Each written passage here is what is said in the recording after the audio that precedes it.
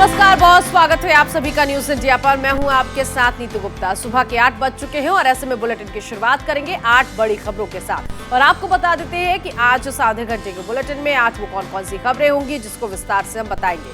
पहली खबर, बीजेपी आज मनाएगी विभाजन विभीषिका स्मृति दिवस और बीजेपी के जो कार्यकर्ता है वो मौन जुलूस निकालेंगे। पूरी जानकारी इस बुलेटिन में आपको बताएंगे। दूसरी खबर, 5 बजे आम आदमी पार्टी दिल्ली में आज आजादी महोत्सव के तहत झंडा लगाने की अपील कर रही है और राष्ट्रगान 5 बजे गाने की अपील दिल्ली सरकार की तरफ से की गई है। तीसरी खबर है, आरएसएस मुख्यालय पर फहराया गया तिरंगा, संघ प्रमुख मोहन भागवत उस दौरान मौजूद रहे। चौथी खबर, आरएसएस नेता इंद्रेश कुमार को लेकर है जिन्होंने विवादित बयान दिया है। पांचवी खबर, बिहार के मंत्रिमंडल पर है, आरजेडी ने मंथन किया, मंथन से क्या कुछ निकला, ये पूरी जानकारी आप तक पहुंचाएंगे। छठी खबर की तरफ रुख करते हैं, जयपुर का तिरंगा मैन आपको दिखाएंगे कि कौन है। 25 सालों से अपनी पहचान को पीछे छोड़कर तिरंगा मैन के नाम से ये जाना जाता रहा है।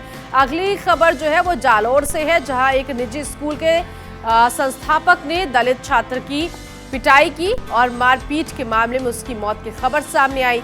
आखिरी खबर, पहाड़ी इलाकों में बारिश के बाद दिल्ली में यमुना का जलस्तर लगातार बढ़ता जा रहा है। इस खबर पर भी पूरी जानकारी आपको बताएंगे। तो ये वो 8 खबर जिस पर करेंगे चर्चा, विस्तार से आपको पूरी जानकारी बताएंगे इस बुलेटिन में। और क्या कुछ अपडेट अभी इन 8 खबरों में है ये भी आप तक पहुंचाएंगे।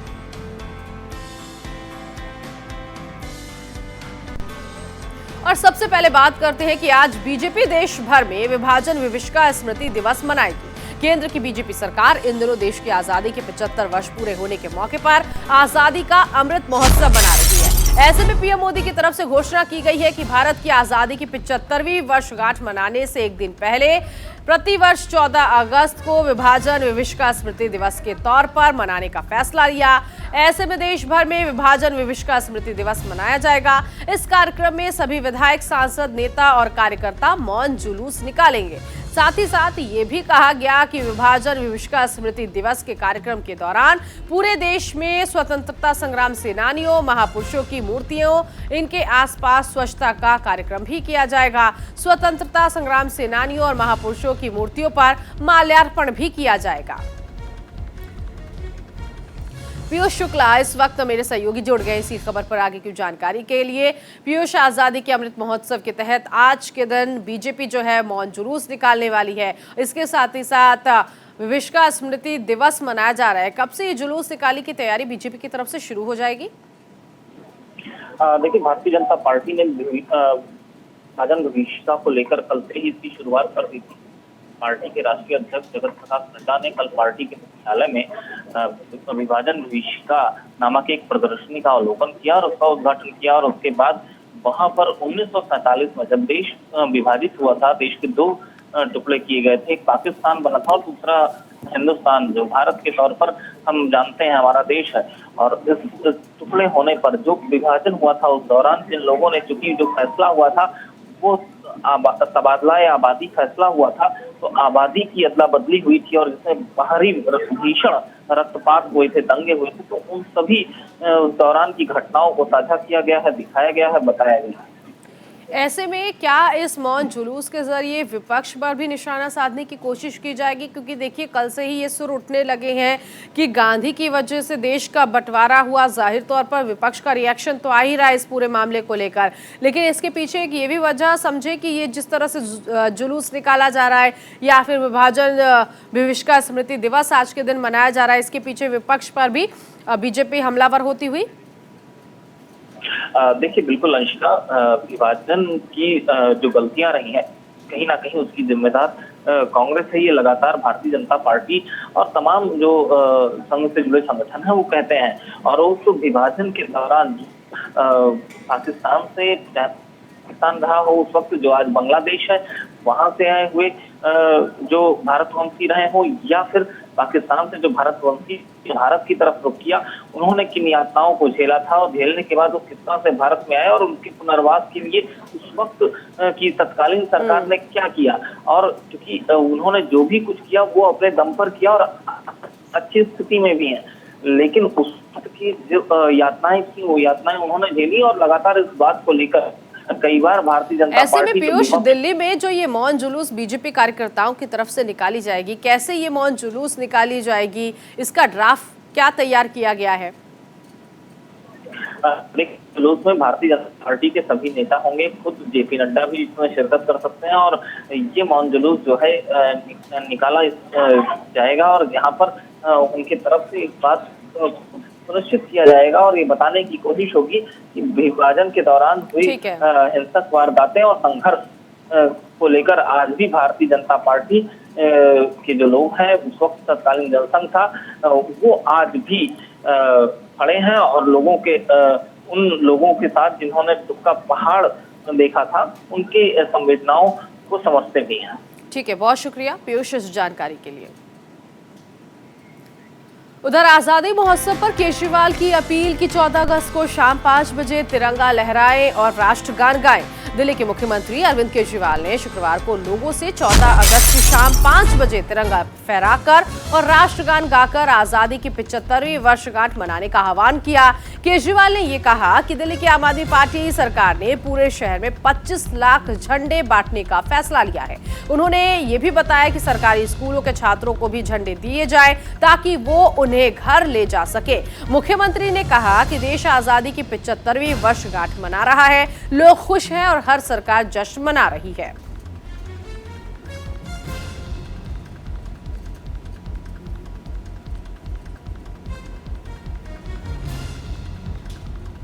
तो आज 25 लाख तिरंगे बांटेगी केजरीवाल सरकार। छात्रों को भी आज तिरंगा दिया जाएगा ताकि वो अपने घर ले जा सके और तिरंगे को अपने घर पर लगा सके, लहरा सके। नमित इस वक्त मेरे सहयोगी जुड़ गए इसी खबर पर आगे की जानकारी के लिए। नमित, आज दिल्ली सरकार की तरफ से आज के दिन तैयारी की जा रही है कि शाम 5 बजे राष्ट्रगान गाएं और इसके साथ ही साथ अपने घर पर तिरंगा लहराएं। 25 लाख तिरंगा बांटने का लक्ष्य भी रखा गया है, तो क्या तैयारी दिल्ली सरकार की तरफ से, मुख्यमंत्री अरविंद केजरीवाल की तरफ से?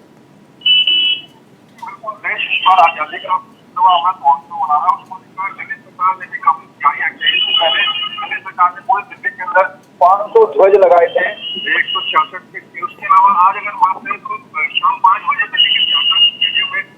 नमित, आपकी आवाज स्पष्ट तौर पर नहीं आ रही है, आपसे एक बार फिर से जोड़ने की कोशिश करेंगे। लेकिन देखिए, एक बड़ा ऐलान जो है, या कह सकते हैं कि अपील की गई है दिल्ली सरकार की तरफ से कि जो आज़ादी का अमृत महोत्सव है, इसकी 75वीं वर्षगांठ मनाई जा रही है। ऐसे में सभी लोगों से उन्होंने आह्वान किया है कि अपने घर पर तिरंगा भी लगाएं और आज शाम 5 बजे तिरंगा लहराते हुए राष्ट्रगान गाएं।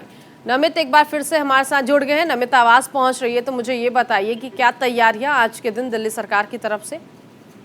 देखिए, आज दिल्ली के अंदर दिल्ली सरकार की तरफ से कई कार्यक्रम रखे गए हैं वैसे तो, लेकिन मेन कार्यक्रम शाम 5 बजे दिल्ली के त्यागराज स्टेडियम में रखा गया है, जहां पर खुद दिल्ली के मुख्यमंत्री पहुंचेंगे और हजारों की संख्या में जो स्कूली बच्चे हैं वो भी वहां पर पहुंचेंगे। तकरीबन 25 लाख से जो ज्यादा तिरंगे झंडे हैं उनको आज वितरित करेगी दिल्ली सरकार। साथ ही दिल्ली के कई जो विधायक हैं वो भी त्यागराज स्टेडियम पहुंचेंगे, क्योंकि अरविंद केजरीवाल ने कहा था कि 14 अगस्त को शाम 5 बजे सभी लोग राष्ट्रगान गाएं और सभी लोग अपने घर पर तिरंगा लगाएं। हर घर तिरंगा अभियान जो है वो दिल्ली सरकार चला रही है। इसी कड़ी में दिल्ली के अंदर तकरीबन 500 बड़े जो झंडे हैं वो भी दिल्ली सरकार की तरफ से लगाए गए हैं, क्योंकि ये ऐलान जब दिल्ली का बजट आया था मार्च के महीने में, उसी दौरान कह दिया गया था कि 15 अगस्त तक दिल्ली सरकार पूरी दिल्ली में 500 झंडे लगवाएगी। जो लंबे लंबे 166 फीट के झंडे लगे हैं, तकरीबन 500 झंडे दिल्ली सरकार ने लगवाए हैं। इसके अलावा बात करें तो आज स्कूली बच्चे जो हैं उनको भी बुलाया गया है, उनके हाथ में भी झंडे लेकर जो है जो आजादी दिवस है वो मनाया जाएगा। तो कुल मिलाकर अलग अलग तरीके के कार्यक्रम जो है वो दिल्ली सरकार ने ऑर्गेनाइज किए हैं। तो अलग अलग कार्यक्रम किए जा रहे हैं, बीजेपी, कांग्रेस और इसके साथ ही साथ अब आम आदमी पार्टी की तरफ से भी कार्यक्रम किया जा रहा है। कुल मिलाकर लगातार 3 दिन तक ये कार्यक्रम जारी रहेंगे। कल बीजेपी की तरफ से हर घर तिरंगा अभियान की शुरुआत की गई। नमित, अलग अलग तरीके से जो ये आज़ादी का पर्व है वो मनाया जा रहा है पार्टियों की तरफ से। ऐसे में कितना समर्थन लोगों का मिलता हुआ दिख रहा है अरविंद केजरीवाल की अपील के बाद? देखिए, बिल्कुल, खासतौर पर अगर हम राजधानी दिल्ली की बात करें तो दिल्ली में आप किधर भी निकलिए तो हर घर में तिरंगा झंडा आपको नजर जरूर आएगा। और इस बार हर साल से जो रिकॉर्ड तोड़ बिक्री है तिरंगे झंडे की वो भी देखिए। ठीक है, बहुत शुक्रिया नमित इस जानकारी के लिए। तो जहां एक तरफ दिल्ली सरकार ने ये अपील की है कि आप अपने घर पर तिरंगा लहराएं और राष्ट्रगान गाएं 5 बजे, यानी कि शाम के 5 बजे, वहीं दूसरी तरफ केंद्र सरकार के हर घर तिरंगा अभियान के तहत नागपुर स्थित राष्ट्रीय स्वयंसेवक संघ के मुख्यालय पर राष्ट्रीय ध्वज फहराया गया। इस मौके पर आरएसएस प्रमुख मोहन भागवत मौजूद रहे। आरएसएस ने अपने ऑफिशियल ट्विटर हैंडल से मोहन भागवत के अलग अलग मौके पर तिरंगा फहराते हुए वीडियो पोस्ट किया। पोस्ट पर कैप्शन दिया गया, स्वाधीनता का अमृत महोत्सव मनाएं, हर घर तिरंगा फहराएं, राष्ट्रीय स्वाभिमान जगाएं। गौरतलब है कि कांग्रेस और अन्य विपक्षी दल संघ मुख्यालय पर राष्ट्रीय ध्वज न फहराए जाने पर आलोचना करते रहे हैं। आरएसएस ने स्वतंत्रता दिवस से पहले अपने ट्विटर अकाउंट की प्रोफाइल पर भगवा झंडे के स्थान पर तिरंगा लगाया था। इसके बाद आरएसएस प्रमुख मोहन भागवत समेत संघ के अन्य पदाधिकारियों ने अपनी प्रोफाइल में तिरंगा लगाया। आरएसएस ने अपने ट्विटर हैंडल पर 48 सेकंड का एक वीडियो भी शेयर किया है, जिसमें भागवत और आरएसएस पदाधिकारी अलग अलग मौके पर तिरंगा फहराते हुए दिख रहे हैं।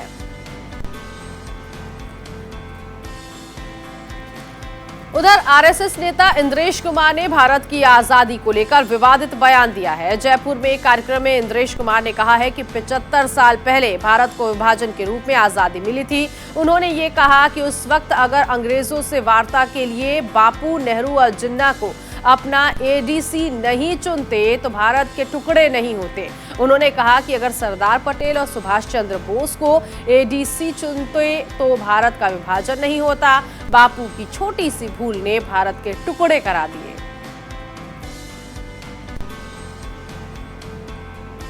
75 साल पहले भारत को आजादी मिली थी विभाजन के रूप में। बापू अगर जिन्ना और नेहरू को अपना एडीसी नहीं चुनते अंग्रेजों से वार्ता के लिए तो भारत के टुकड़े नहीं होते।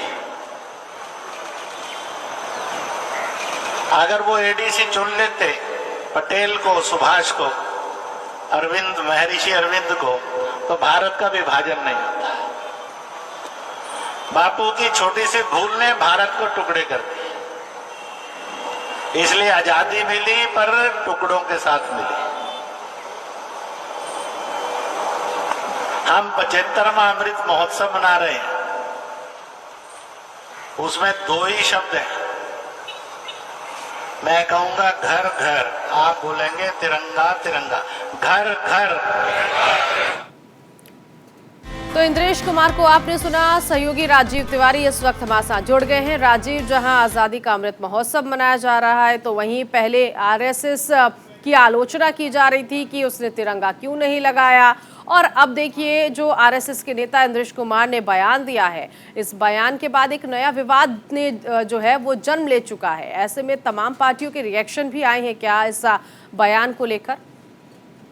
बिल्कुल, इस बात से इनकार नहीं किया जा सकता है। सबसे महत्वपूर्ण बात है कि इंद्रेश कुमार आरएसएस के वरिष्ठ नेता हैं और उन्होंने एक अफसोस जाहिर किया। कल एक कार्यक्रम में जब वो जयपुर गए हुए थे तो वहाँ पे उन्होंने स्पीच के दौरान अफसोस जाहिर किया कि आज जो ये बंटवारा का जो दंश हम लोग झेल रहे हैं, आजादी का अमृत महोत्सव मना रहे हैं, उस समय में अगर बापू अगर अपने सहायक के तौर पर सुभाष चंद्र बोस और सरदार वल्लभ भाई पटेल को चुना होता उन्होंने, तो यह दिन देखने को नहीं मिलता, क्योंकि उन्होंने मोहम्मद अली जिन्ना और जवाहरलाल नेहरू को चुना, जिसकी वजह से ये बंटवारा हुआ।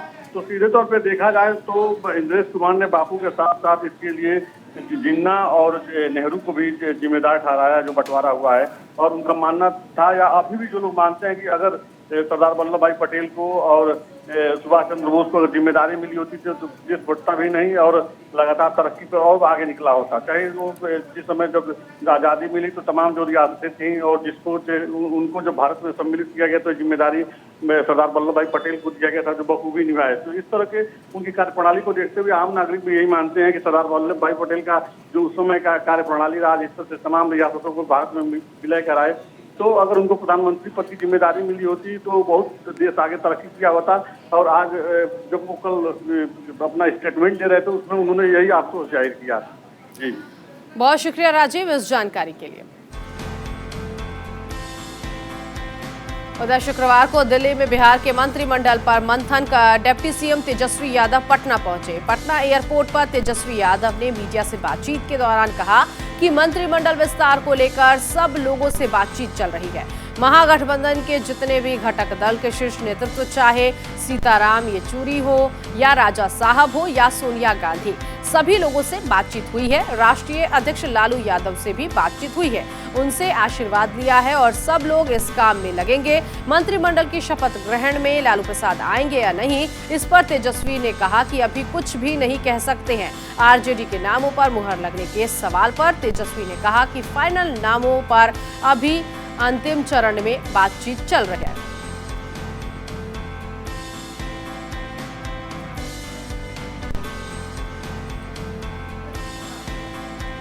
तो देश आजादी का 75वां अमृत महोत्सव मना रहा है और जयपुर की फिजाओं में अमृत घोलता आजाद नगर का एक ऐसा शख्स सामने आया है जो पिछले 25 सालों से अपनी पहचान को पीछे छोड़कर तिरंगा मैन के नाम से जाना जाता रहा है। 3 रंगों से सजा ये तिरंगा स्कूटर जयपुर की फिजा में लहराता तिरंगा जब सड़कों का सफर करता हुआ ये शख्स दिखाई दिया तो मानो जयपुर की निगाहें उसी पर टिक गई।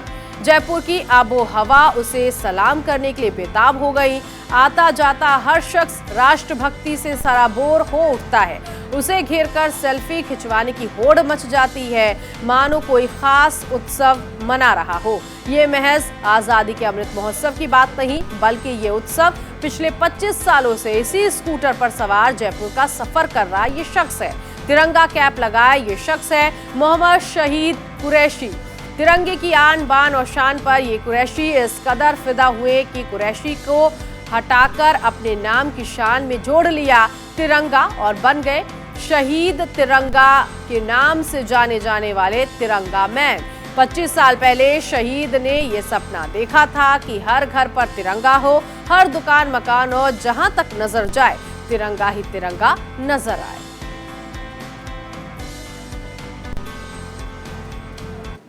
देखिए, आज से 25 साल पहले दिमाग में एक बात आई कि क्यों ना मेरे स्कूल को तिरंगा करके एक आम जन में तिरंगे के प्रति जन जागृति लाई जाए। क्योंकि जब हम छोटे छोटे बच्चे हुआ करते थे, हम स्कूल जाया करते थे, तो तिरंगा झंडा जब लहराता था और हमें स्कूल के अंदर मिठाइयाँ मिलती थी, लड्डू मिलते थे, तब हम देखते थे कि यार ये सिर्फ सरकारी स्तर पर बन रहा है और आम आदमी इसको नहीं मनाता है। जबकि स्वाधीनता दिवस और गणतंत्र दिवस उसको आम आदमी को मनाना चाहिए। तो बात जहन में आई, जहन में आने का हमने अपना तिरंगा कराया पूरे शहर में, गांव-गांव, ढाणी-ढाणी, पूरे प्रदेश में इसको घूम के हमने इसके प्रति एक जन जागृति का अभियान चलाया। और अब आगे बढ़ेंगे। जालौर के निजी स्कूल के दलित छात्र की मारपीट के बाद मौत हुई है। 20 जुलाई को निजी स्कूल के संचालक ने मारपीट की थी। बड़ी जानकारी मिल रही है कि मटके से पानी पीने पर स्कूल संचालक ने मारपीट की थी। मासूम छात्र की अस्पताल में उपचार के दौरान मौत हो गई और घटना के बाद से ही मासूम जो है उसका परिवार सदमे में है। और अब इस पूरे मामले में सायला पुलिस केस दर्ज करने के बाद जांच उसने शुरू की और स्कूल संचालक को गिरफ्तार कर लिया। सायला थाना क्षेत्र के सुराना का ये पूरा मामला बताया जा रहा है।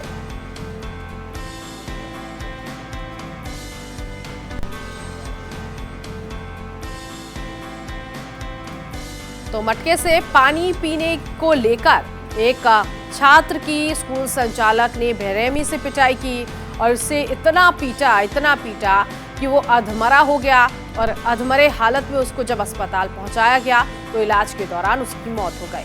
फिलहाल स्कूल संचालक को गिरफ्तार कर लिया गया है।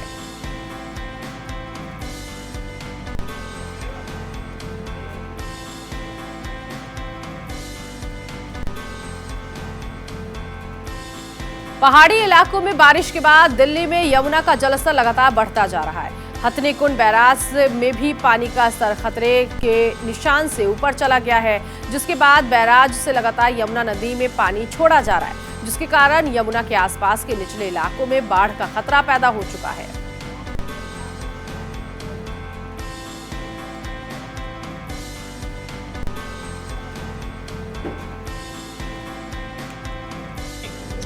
पहाड़ों पर लगातार हो रही बारिश और हथनीकुंड बैराज से जो पानी छोड़ा जा रहा है उसके बाद दिल्ली के अंदर यमुना का जलस्तर लगातार बढ़ रहा है और यमुना के आसपास के जो इलाके हैं वहां पर लोगों को हटने के लिए प्रशासन की तरफ से लगातार जो अलर्ट है वो किया जा रहा है, क्योंकि हथनीकुंड बैराज से रोजाना कई लाख क्यूसेक पानी छोड़ा जा रहा है, जिसके कारण जो है यमुना से सटे जो निचले इलाके हैं, डूम क्षेत्र हैं, वहाँ पर जितने लोग हैं उनको यहाँ से हटने के लिए जो है वो कहा जा रहा है। साथ ही अगर बात करें तो फिलहाल जो यमुना का जो डेंजर लेवल है वो 205.33 है, जिसको जो यमुना का पानी है वो क्रॉस कर गया है। और अगर आखिरी अपडेट की बात करें तो यमुना का जलस्तर 205.97 पर पहुंच गया है। तो कुल मिलाकर बात करें तो जो पहाड़ों पर बारिश हो रही है उसकी वजह से भी जो पानी है वो ज़्यादा छोड़ा जा रहा है और यही वजह है कि यमुना के आसपास जो इलाके हैं वहाँ पर लगातार जो प्रशासन है उनको वहाँ से हटने के लिए अलर्ट किया जा रहा है, क्योंकि डूम क्षेत्र के जो इलाके हैं वहाँ से लोग जो हैं अब सड़कों पर आकर रहने के लिए मजबूर हो गए हैं, क्योंकि वाटर लेवल जो है यमुना का वो काफ़ी ज़्यादा बढ़ गया है। तस्वीरों में देखिए आप, पानी का जो बहाव है